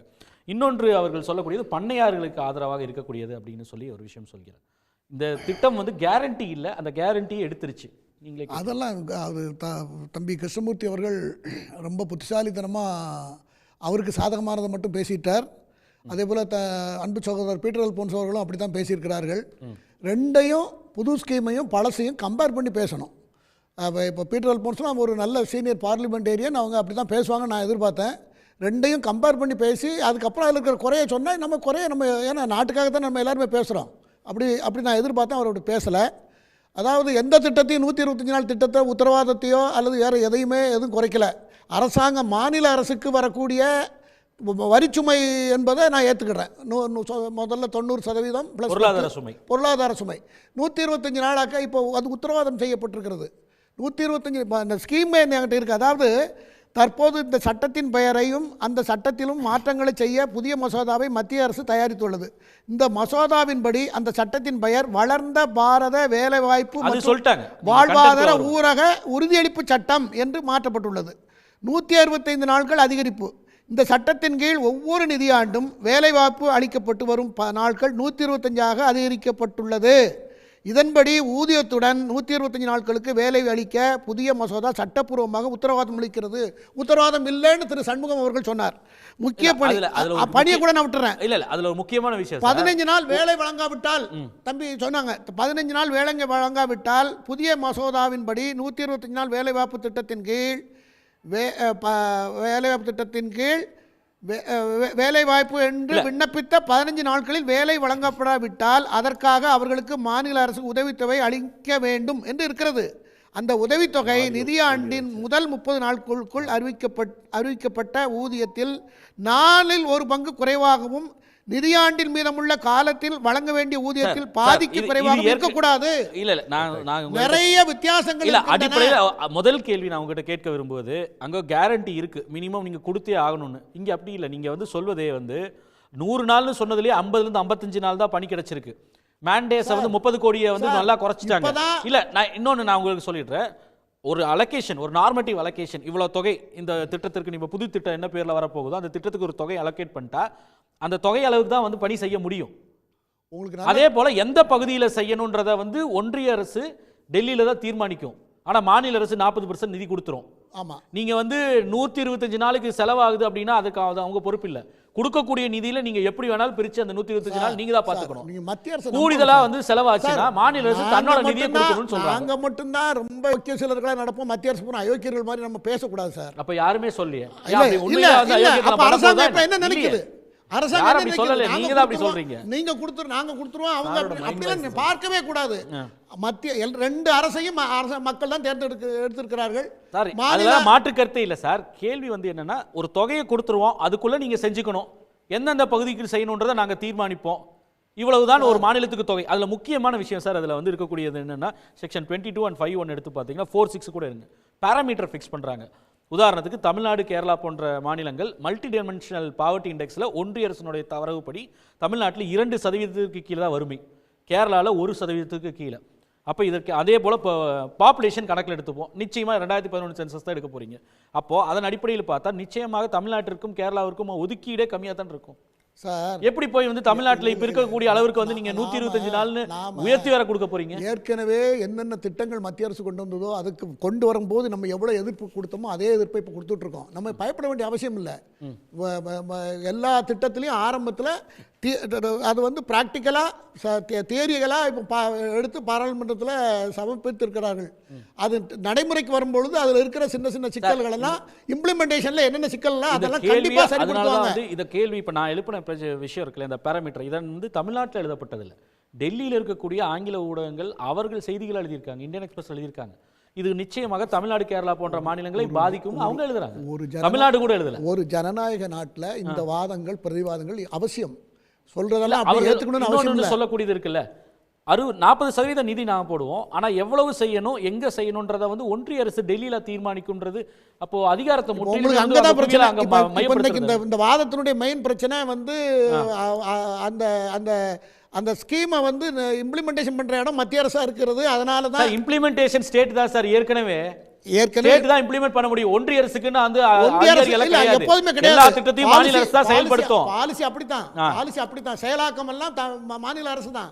அதுல மத்திய அரசு நிதி ஒதுக்குறது அல்லவா, மத்திய அரசு அதுவும் சேர்ந்து அது நாட்டை அதாவது 100 வருஷ கனவு சார். 2004 அதனால தான் பேரே அப்படி வச்சிருக்காங்க, விக்சித் பாரத் 2047 ஏன் வச்சிருக்காங்க அப்படின்னா அது ஒரு பெரிய ட்ரீமோட கனவு. சுதந்திரம் கிடைத்து 100 ஆண்டுகள் முடிய போகிறது. அதுக்குள்ள ஒரு ட்ரீமோட ஒரு உத்வேகத்தோட இந்த பேரை மாற்றிருக்காங்க. அந்த அந்த அந்த திட்டத்தை நாம் வரவேற்கணும். அதில் இருக்கிற குறைகளை, நியாயமான குறைகளை இன்னும் ஏகப்பட்ட பகுப்பாய்வு ஆய்வுகள் ஸ்டடி பண்ணி அதில் மாநிலத்துக்கு குறைவாக இருந்தால் கேட்கறதுல தப்பு இல்லை. உங்களுடைய ஆலோசனை நல்லது தான். குறைகள் இருந்தால் நிவர்த்தி பண்ணிக்கலாம்னு சொல்றீங்க. ஆனால் அடிப்படையே தகர்த்துக்கப்படுது அப்படின்னு சொல்றாங்க. என்ன ரூரல் அன்எம்ப்ளாய்மெண்ட் அட்ரஸ் பண்றதுக்கு தான். இப்போ அவர் சொன்னார் இல்லையா, இந்த கோவிட் அப்போ எப்படி பயனடைஞ்சது. இதே தான் 2008 ரிசெஷன் வந்தப்போ பெரிய அளவுக்கு பொருளாதார சீர்கேடு ஏற்பட்டப்போ இந்த திட்டம் வந்து பெரிய அளவுக்கு கை கொடுத்தது. இன்ஃபேக்ட் உலகத்திலேயே இது போன்ற ஒரு எம்ப்ளாய்மெண்ட் கேரண்டி ஸ்கீமே கிடையாது. ஆனால் அப்படிப்பட்ட திட்டத்தை அடிப்படையே தகர்க்கக்கூடிய மாதிரி ஒரு புது திட்டம்ன்ற பெயர்ல வந்து கொண்டு வர்றீங்களா? எப்படி அதில் சின்ன மாறுபாடு இருக்கு சார். அதாவது ஒரு நாள் இப்போ வேலைவாய்ப்பு திட்டம், இப்போ என்ன 100 நாள் வேலைவாய்ப்பு திட்டத்தில் ஒரு ஆளுக்கு 300லேருந்து 320 ரூபா பர் டே வேலை செஞ்சாங்கன்னா 8 மணி நேரம் அவங்க சாப்பாட்டு நேரத்தை உட்பட்டு 8 மணி நேரம் வேலை செஞ்சால் 300லேருந்து 320 ரூபா கொடுக்கணும். அவங்களுக்கு வேலை 100 நாள்னாக்கா கிட்டத்தட்ட 32,000 ரூபா கிடைக்குதுன்னு வச்சுக்கோங்களேன். 32,000 ரூபா 100 நாளில் அந்த வேலை திட்டத்தில் அந்த ஆண்டு வருஷத்துக்கு. அப்போ இப்போ அவங்களுக்கு என்ன கிடைக்க போகுது? 40,000 ரூபா கிடைக்க போகுது. இப்போ அந்த அரசு கொண்டு சார் ஏற்கனவே 100 நாள் சொல்லி 50லேருந்து 55 காசே கொடுத்துருக்கு ஒன்றிய அரசு சார். அதுக்காக இந்த மாதிரி இது நான் சொல்லல. பார்லிமெண்ட்ல ஒன்றிய அரசு கொடுத்த புள்ளி வரும். சராசரியா 50லேருந்து 55 நாளுக்கு உள்ளதான் வந்து 100 நாள் வேலை திட்டம் செயல்படுத்தப்படுது. அதனால தான் அது உபயோகமான திட்டமாக பணிகளை காரணம் வந்து யார் வேலை செய்ய வராம இல்ல, காசு கொடுக்கல ஒன்றிய அரசு. இல்ல காசு கொடுக்கலன்னா காரணம் இருக்கு சார். கிட்டத்தட்ட 86,000 கோடி 89,000 கோடி நிதிச்சுமை இருக்கிறது. அதை ஆக்கப்பூர்வமாக பயன்படுத்தணுங்கிறது அரசாங்கத்துடைய நோக்கம். நிறைய பணிகளுக்கு இருக்கிறது. அந்த பணி பலனுள்ள பணியாக மாற்றியமைக்கணுங்கிறது மத்திய அரசுடைய திட்டம். அந்த திட்டத்துக்கு மத்திய அரசு கூட ஒத்துழைக்கணுமே தவிர ஒத்துழைத்து தங்களுடைய பொருளாதார சுமையை கேட்கறது தப்பு இல்லை, நியாயம்தான். ஒத்துழைக்கணும் எப்படி ஒன்றிய அரசு சொல்லக்கூடிய அப்படியே திட்டங்கள்ல எந்த திட்டத்தால நல்ல இப்போ கிடைக்கிற பலனை விட பல மடங்கு ஏற்கனவே கிடைச்சதுல தெரியும். விவசாயிகளுக்கு தம்பி சொன்னார், விவசாயிகளுக்கு பெரிய விவசாய தட்டுப்பாடு, விவசாயத்தை செய்ய முடியாத நிலைமை ஏற்பட்டதே இந்த ஊரக வேலைவாய்ப்பு திட்டம்னு கிராமங்களில் போய் கேட்டாலே தெரிஞ்சு. அதில் கேட்கக்கூடியது ஒரு நியாயம் வேணுமான்னு கேட்குறாங்க. அதில் வந்து இப்போ நீங்கள் உதாரணத்துக்கு நான் ஒரு சின்ன அதில் ஒரு கண்டிஷன், இப்போ புதிய அரசு கொண்டு வந்திருக்க புதிய திட்டத்தை இந்த மசோதாவில் ஒரு கண்டிஷன் இருக்குது. அந்த கண்டிஷன் இந்த 5(1) பார்த்தீங்கன்னா சென்ட்ரல் எம்ப்ளாய்மெண்ட் கேரண்டி கவுன்சில்னு சொல்லி ஒன்று இருக்குது. இந்த திட்டத்துக்கு கீழே வரும். அதில் ஸ்டேட் எம்ப்ளாய்மெண்ட் கேரண்டி கவுன்சில் இதை உறுதி செய்யறதுக்கு ஒரு குழு இருக்குது. அதில் நான் அஃபீஷியல் மெம்பர், அதாவது வந்து அலுவல் சாரா உறுப்பினர்களாக வந்து இருப்பாங்க. அதில் ஒரு பெண் இருக்கணும், பெண்கள் இருக்கணும், பட்டியலின பழங்குடியின மக்கள் இருக்கணும், பிற்படுத்தப்பட்ட மக்களும் சிறுபான்மையின மக்களும் இருக்கணும். இது ரிசர்வேஷனாக 1/3 இருக்கணும். 3ல் 1 வந்து இந்த கேட்டகரியில் இருக்கக்கூடிய மக்களாக இருக்கணுன்றது நீண்ட காலமாக எம்என்இ ராஜ்யில் 100 நாள் வேலை திட்டத்தில் இருக்கக்கூடிய விதி, மகாத்மா காந்தி திட்டத்தில். இப்போ மாற்றி அமைச்சிருக்கிறதுல பார்த்தீங்கன்னா ஒன்றிய அரசோட கவுன்சிலுக்கு இந்த ரிசர்வேஷன் விதி பின்பற்ற வேண்டியதில்லை, ஆனால் மாநில அரசுகள் மட்டும் பின்பற்றணும் அப்படின்னு சொல்லி ஒரு விதியை போட்டிருக்காங்க. ஒன் சைடடாக இருக்குன்னு சொல்கிறதுல என்ன தப்பு இருக்குது? இதில் பெண்களுக்கு 50%க்கு மேலே பலனடைகிறது பெண்கள்.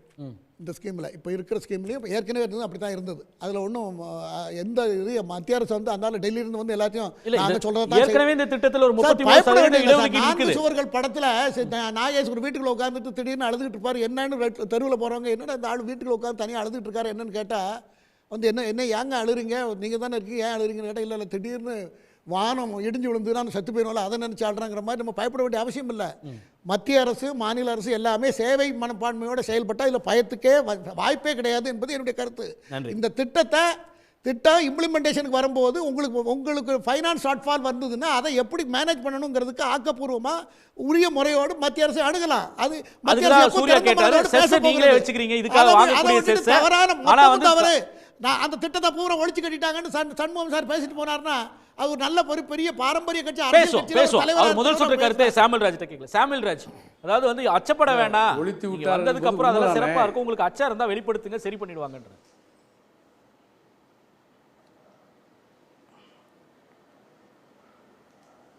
சாமுவேல் ராஜ் நண்பர் ஸ்ரீகாந்த் அவர்கள் பேசுகிற போது அவர் வந்து எவ்வளவுதான் மறைச்சு இதை பேச நினச்சா கூட அவங்க வந்து இந்த திட்டத்துக்கு எதிரானவர்கள் என்பதை வந்து அவர் அறியாமலே அவர் வந்து பேசுகிறார்.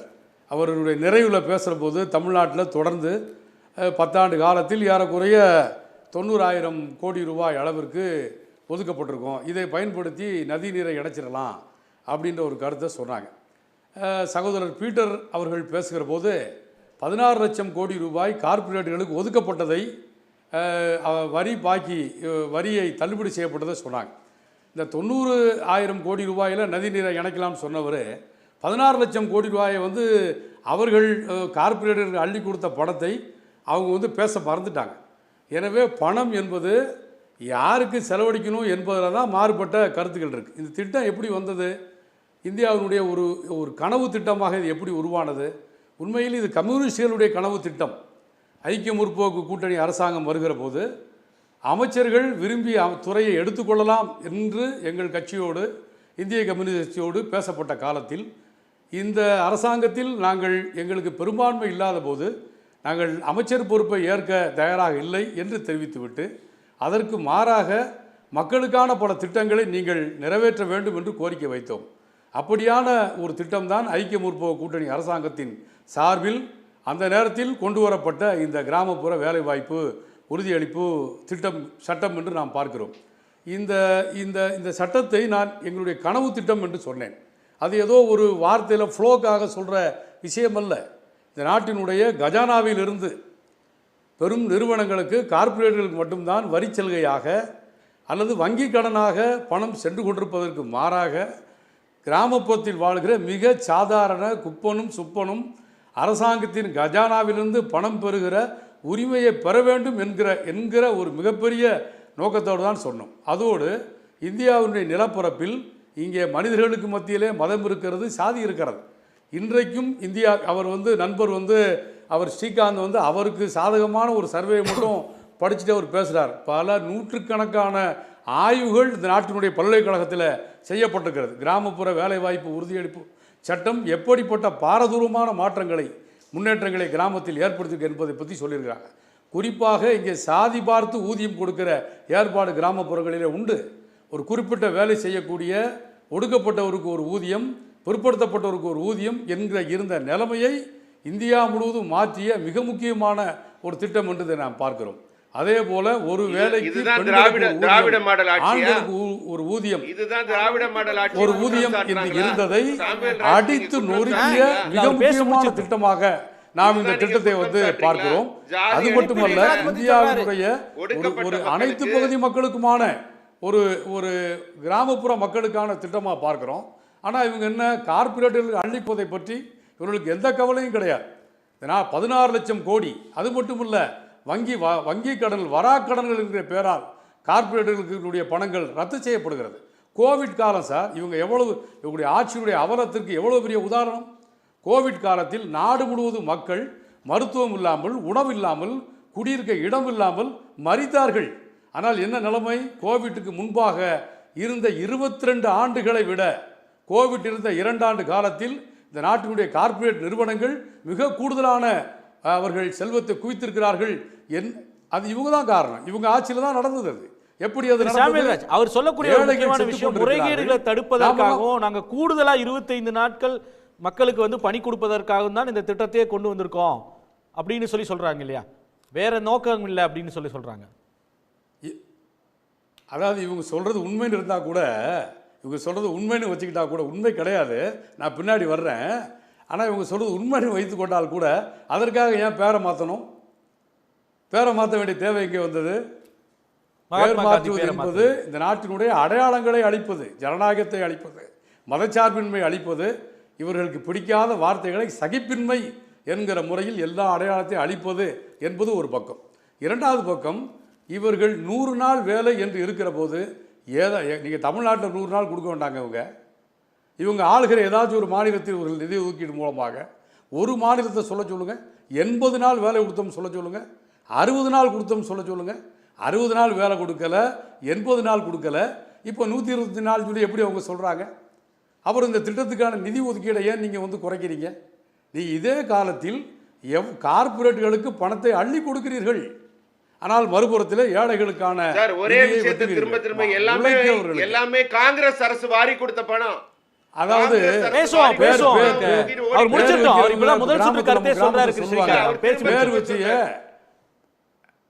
பேர் வச்சைய சோறு வச்சியா சொல்லிக்க. ஸ்ரீகாந்த் பேசுறப்ப, குமார் பேசுற போது யாருமே குறுக்கிடலை.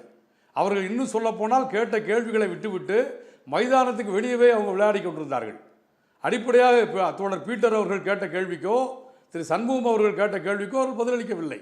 மாறாக அவர்கள் சொன்ன சில வார்த்தைகளை, வெளிநாடு போன்றது, இப்படி சில வார்த்தைகளை போட்டு பயன்படுத்தி கொண்டு அடிப்படையான எந்த கேள்விக்கும் பதில் சொல்லாமல் அவருக்கு வெளியே பேசி கொண்டிருந்தார்கள். நான் அடிப்படையான கேள்வியை பேசுகிறேன். இன்றைக்கு 125 நாளுக்கு வேலை என்று சொல்கிறார்களே, எதன் அடிப்படையில்? அவர்கள் வைக்கிற பேரெல்லாம் அப்படித்தான். மிக சமீபத்தில் தொழிலாளர்களுடைய பாதுகாப்பு சட்டம் 100 தொழிலாளிகள் வேலை பார்த்த தொழிற்சாலையில் இருந்த பாதுகாப்பு சட்டத்தை 300 தொழிலாளி வேலை பார்த்தா தான் அதற்கு இந்த தொழிற்சங்க சட்டம் பொருந்தும். விரிவா பேசுவோம். தொடர்ந்து ஒரு இடைவேளைக்கு அப்புறம் பேசுவோம். இது சம்பந்தமா மக்கள்கிட்ட ஒரு கருத்து கேட்டிருந்தோம். ஊரக வேலை உறுதி திட்டத்தின் மகாத்மா காந்தியின் பெயரை நீக்கிவிட்டு ஜி திட்டம் என அறிவித்துள்ள பாஜக அரசின் நடவடிக்கை குறித்து மக்களுடைய கருத்து கேட்டிருந்தோம். ஒரு சிறிய இடைவேளைக்கு பிறகு மக்கள் என்ன கருத்து நினைச்சாங்கன்னு பார்க்கலாம். கேள்விக்களம் தொடர்கிறது. இடைவெளிக்கு முன்பு மக்கள்கிட்ட கருத்து கேட்டிருந்தோம். மகாத்மா காந்தியின் பெயரை நீக்கிவிட்டு ஜி திட்டம் என அறிவித்தது பாஜக அரசின் நடவடிக்கைன்னு. 64% மக்கள் மகாத்மா காந்தி மீதான வெறுப்பு என்றும், 13% பேர் ராமரை முன்னிறுத்த, காங்கிரஸ் திட்டத்தின் பெயரை மாற்ற என்று 16% பேரும், வழக்கமான அரசியல் என்று 7% பேரும் கூறியிருக்கிறார்கள். கருத்து தெரிவித்த மக்களுக்கு நன்றி. திரு பீட்டர் அல்போன்ஸ், உங்களுடைய இறுதி சுற்று கருத்து 2 நிமிடங்களில். அதாவது கார்த்திகேயன், நம்ம தம்பி கார்னேஷ் அவர்கள் வந்து பேரில் கேரண்டி இருக்குது, வேரில் கேரண்டி இருக்குது அப்படின்னு சொன்னார். நேமில் வந்து கேரண்டி இருக்குது. இப்போ பார்த்தீங்கன்னா ரயில்வே ஸ்டேஷன் பக்கத்தில் பிச்சை எடுத்துக்கிட்டு இருப்பார் ஒருத்தர். அவர் பேரை கேட்டிங்கன்னா கோடீஸ்வரன் வச்சுருப்பார். பேர் வச்சதுனாலே வந்து அந்த கேரண்டி எப்படின்னு கேட்டிங்கன்னா, கேரண்டி வந்து தயாரிப்பாளருக்கல்ல, கேரண்டி வந்து கன்சியூமருக்கு தான் கேரண்டி.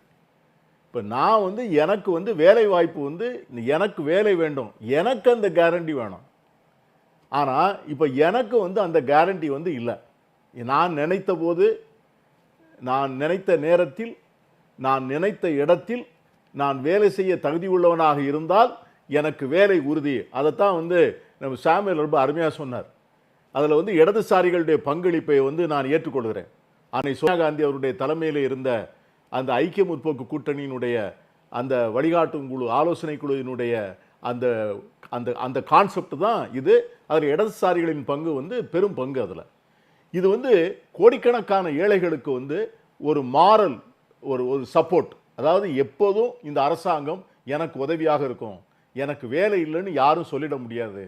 நான் வந்து வயதானாக இருந்தாலும் எனக்கு வந்து உடல் ஊனமுற்று இருந்தாலும் நான் வேலை பார்க்கலாம்.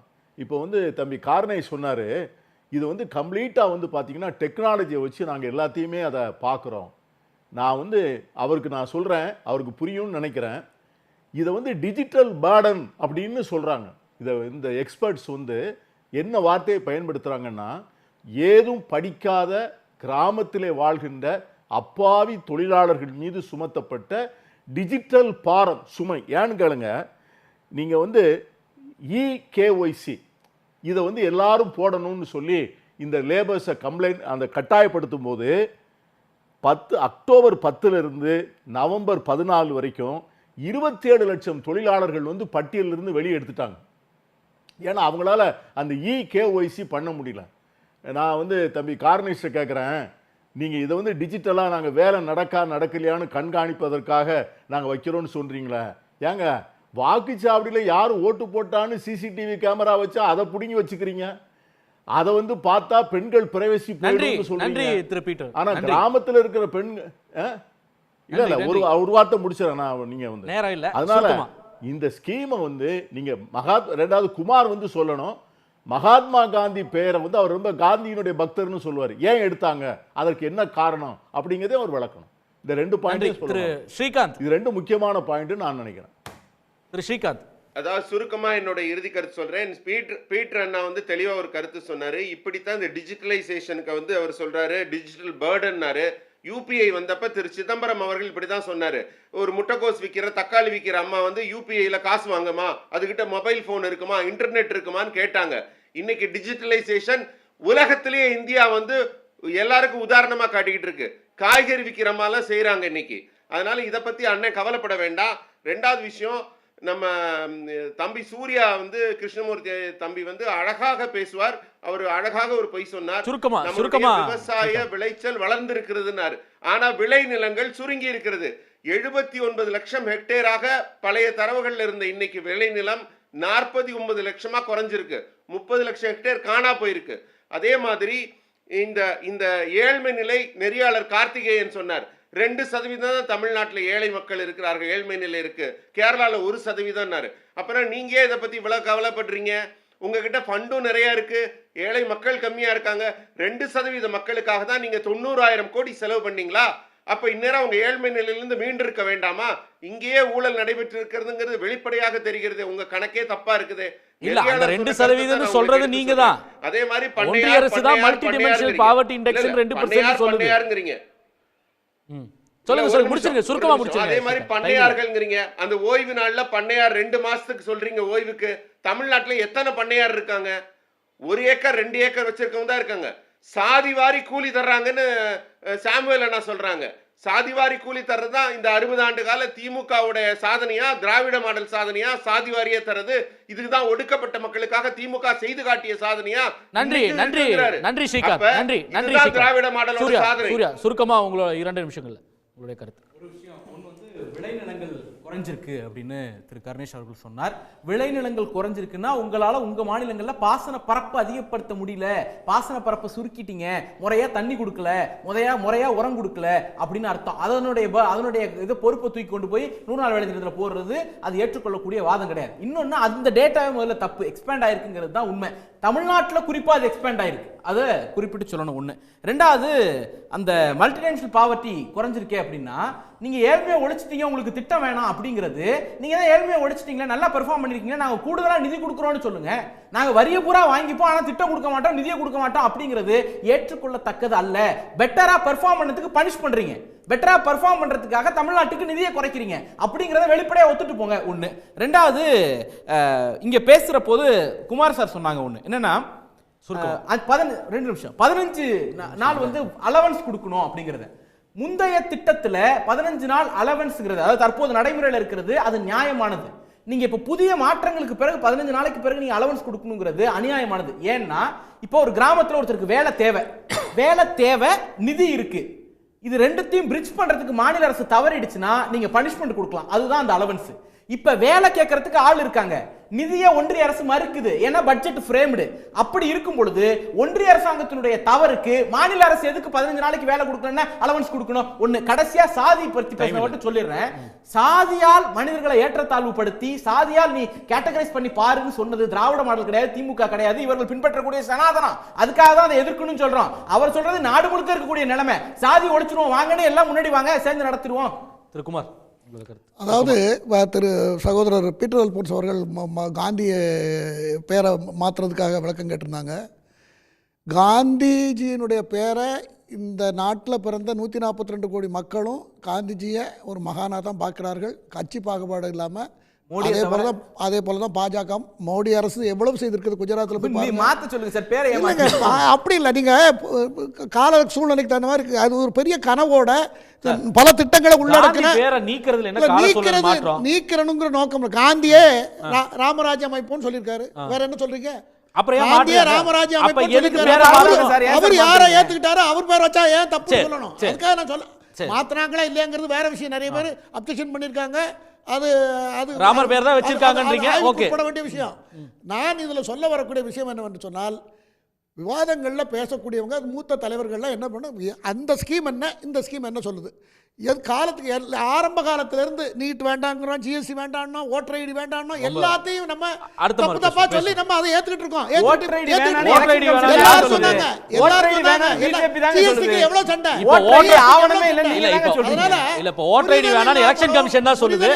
அதிகப்படியான ஆய்வு செய்யாமலும் அது குறை இது குறைன்னு மத்திய அரசு குற்றம் சாட்டாதீர்கள் என்பது என்னுடைய தாழ்மையான வேண்டுகோள். நன்றி. சாமுவேல் ராஜ், உங்க கருத்து சுருக்கமா? அதாவது இவங்க எதையும் மறைக்க விரும்புகிறாங்க சார். நம்முடைய மதிப்புக்குரிய பாரத பிரதமர் அவர்கள் இந்த திட்டத்தை பற்றி அவர் பிரதமரானவுடன் சொன்ன முதல் வார்த்தை, இது தோல்வியடைந்த ஒரு திட்டத்திற்கான உதாரணம் என்று சொன்னார், எடுத்துக்காட்டு என்று சொன்னார். மிக கடுமையான எதிர்ப்பு வடமாநிலங்களில் எழுந்ததை ஒட்டி உடனடியாக அந்த கருத்தை பின்வாங்கி கொண்டு இத்தனை ஆண்டு காலமாக காங்கிரஸ் வறுமையை ஒழிக்காததனுடைய எடுத்துக்காட்டு என்று குறிப்பிட்டார். எனவே இவர்களை பொறுத்தவரை எப்படியாக இருந்தாலும் கையேறு நிலைமையில் இருக்கிற மிக சாதாரணமான ஏழை எளிய வஞ்சிக்கப்பட்ட மக்களுக்கு அரசாங்கத்தின் கஜானாவிலிருந்து பணம் போவதை இவர்களால் சகிக்க முடியவில்லை என்பதுதான் இந்த திட்டத்தை தொடர்ந்து அவர்கள் விமர்சிப்பதற்கான காரணமாக இருக்கிறது. இப்போது வாய்ப்பு கிடைத்திருக்கிறது. எனவே நாங்கள் சீர்திருத்தம் செய்கிறோம் என்கிற பெயரால் அந்த திட்டத்திற்கான நிதியை மிக பெருமளவுக்கு குறைத்து பல்வேறு சட்டங்களின் மூலமாக ஏற்கனவே 100 நாள் வேலை என்பது 50 நாட்கள் கிடைத்தாலே மிகப்பெரிய விஷயம் என்று தான் இருக்கிறது. தமிழ்நாடு போன்ற சில மாநிலங்களில்தான் மிக அதிகமான அளவிற்கு வேலையை கொடுப்பதற்கு ஒரு முயற்சி எடுத்துக்கொண்டிருக்கிறார்கள். இவர்கள் ஆட்சி செய்கிற பல மாநிலங்களில் ஏற்கனவே அதுக்கான தரவுகள் அப்படித்தான் குறிப்பிடுகிறது. எனவே உழைக்கிற மக்களுக்கு அரசாங்கத்தின் கஜானாவிலிருந்து பணம் வேண்டும் என்பது எங்களுடைய கோரிக்கை. அதை சிதைக்க வேண்டும் என்பது பாஜகவினுடைய திட்டம் என்பதை நான் குறிப்பிட விரும்புகிறேன். நன்றி. கருத்து தெரிவித்த அனைவருக்கும் நன்றி. மீண்டும் சந்திப்போம். இது கேள்விக்கலாம்.